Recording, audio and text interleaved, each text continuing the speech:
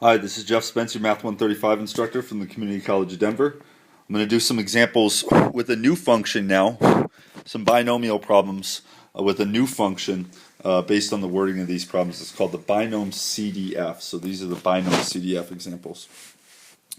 So we're going to use the same example that we've been going off of. Suppose Spence is late to work 82% of the time.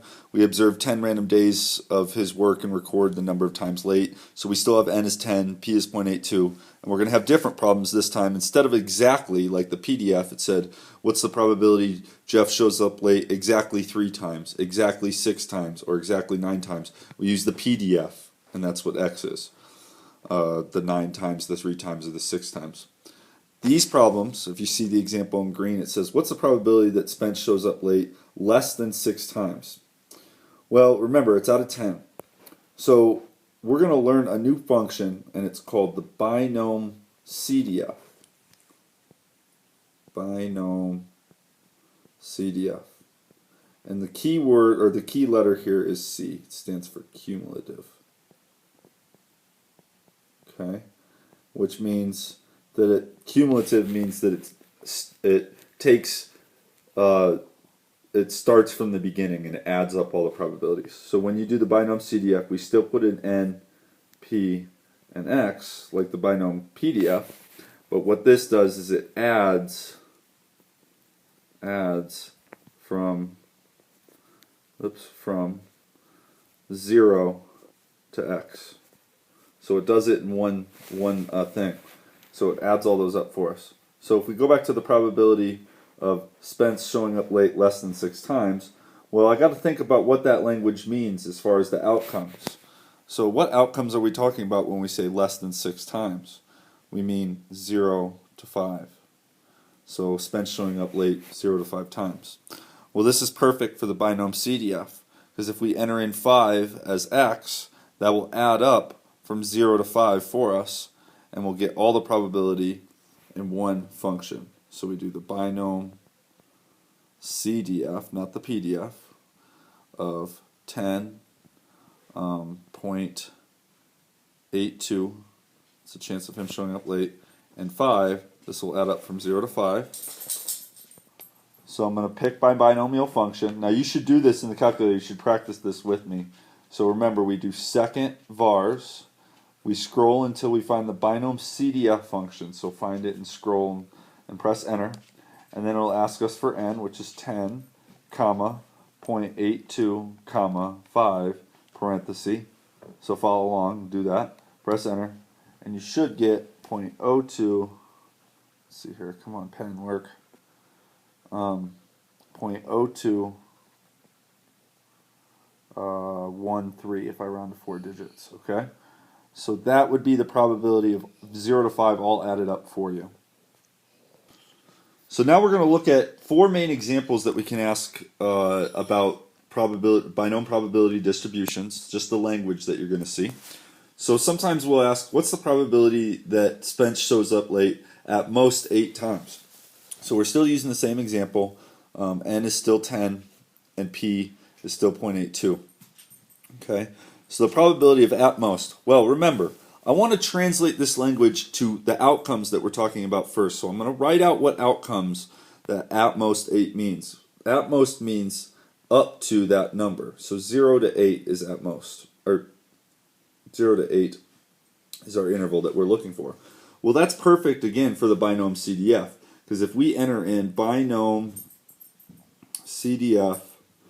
of 10, comma, 0.82, and 8, that'll give us 0 to 8 exactly. We'll add from 0 to 8. That's what the CDF does. So go ahead and follow me along on the calculator.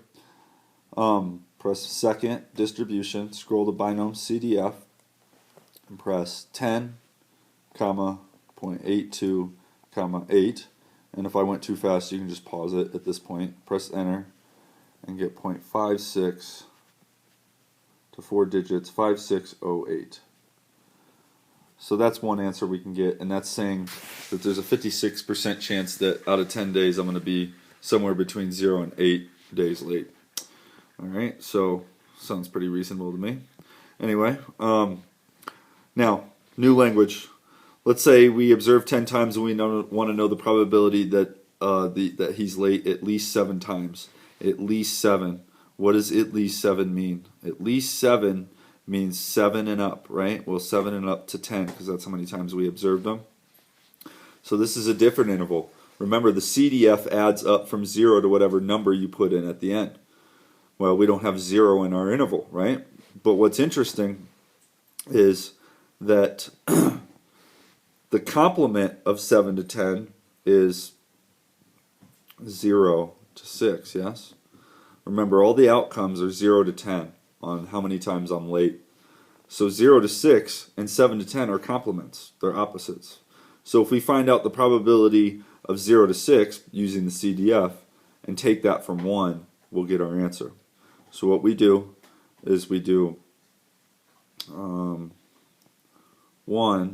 minus the CDF binom CDF of 10.82 and 6. Okay, remember we're subtracting off 6 because that's what we want to get rid of. 0 to 6 in the red, right? So if we find out that probability in red, take it from 1, we'll get our answer because those are complements. So let's do this in the calculator. Go ahead and type 1 minus, and then second vars, binom CDF of 10, comma, 0.82, comma, 6, and we'll get 0.9117 if you round to 4 digits. 0.9117. Okay, next. New language. What if we say more than 2? So what is more than 2? Do we include 2 or not? That's the key thing here. More than 2. In this problem, I'm trying to find a new color here. I don't know. Let's just do this one. Okay. More than 2. What does that mean? It means above 2 but not including 2. So 3 to 10. More than 2 is anything greater than 2. So 3 to 10. So this time it's the same idea. Remember, our binom CDF does from 0 to a number.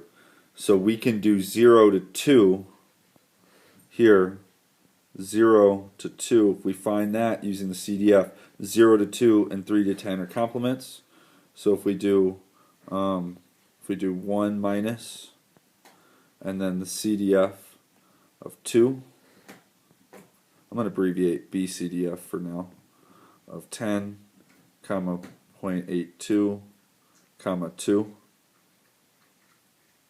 We'll get, let's follow along, 1 minus second vars, scroll to binom CDF, 10, comma, 0.82, comma, 2, press enter, and you'll get if you round this to 4 digits, it'd actually be 1.00000.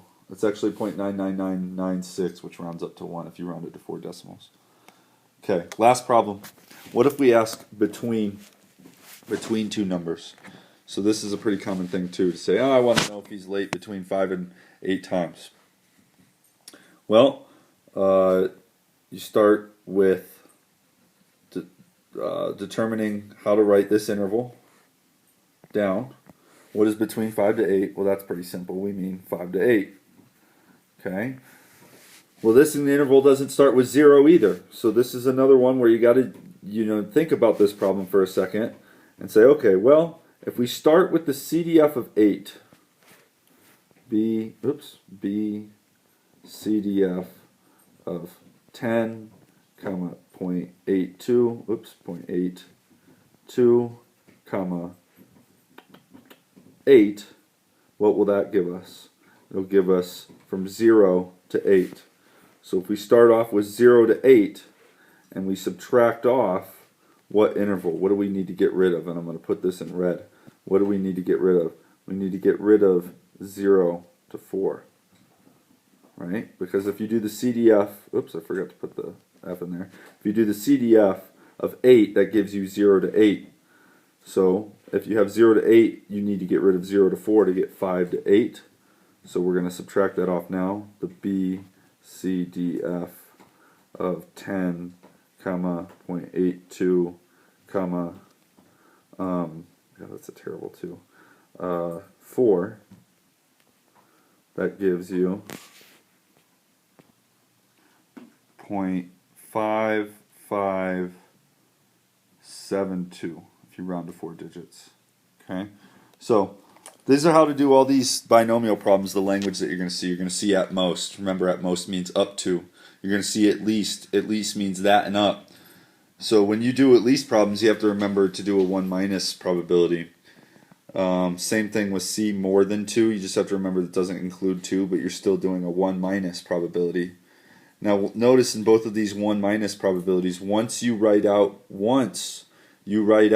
your interval, the lower number, you see that, 2 and 7 and 3, we do minus the CDF of 1 to the left of that number. Notice in both cases, that always is the case when you're subtracting off on the CDF, because you want to subtract 1 to the left of the number that you want, so you get the correct interval that you desire. Same thing with the between 5 and 8. Notice we did the CDF of the bigger number first, and then subtracted off the CDF of 1 to the left of the lower number. It always works that way because we're talking about a discrete random variable. So keep these examples in mind. You can look back at these as review for the test. You definitely will be doing pretty much all these problems, so make sure you understand them. Good luck.